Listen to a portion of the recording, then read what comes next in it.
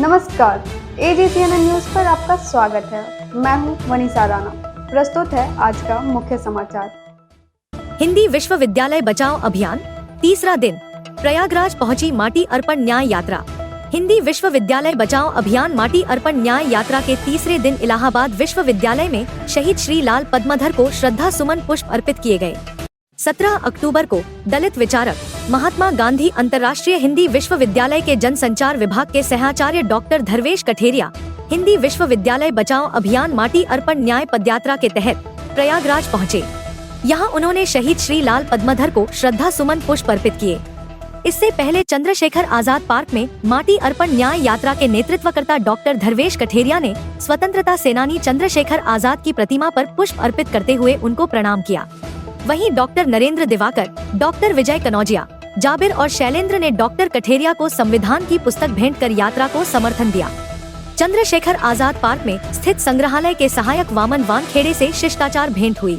भेंट की गई संविधान की पुस्तक का उद्देश्य न केवल संविधान के प्रति सम्मान प्रकट करना था, बल्कि शिक्षा जगत में हो रहे भ्रष्टाचार और अनैतिक गतिविधियों के खिलाफ इस यात्रा के उद्देश्यों के प्रति समर्थन भी व्यक्त करना था।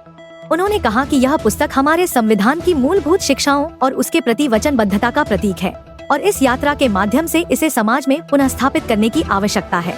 यात्रा के प्रति उनका समर्थन शिक्षा और संविधान के संरक्षण के लिए एक महत्वपूर्ण संदेश था।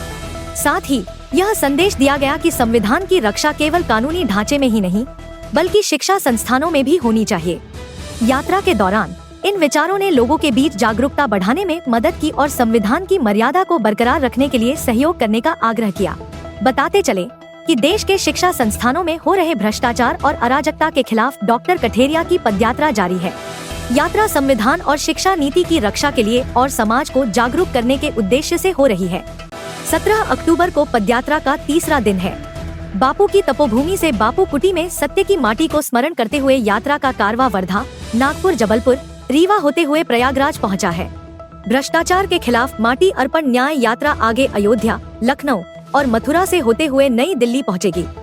यात्रा के पूर्ण होने पर राजघाट पर राष्ट्रपिता महात्मा गांधी की समाधि पर नमन अर्पित करेंगे, जबकि शिक्षा मंत्री को दीक्षा भूमि और सेवाग्राम की पवित्र मिट्टी सौंपी जाएगी।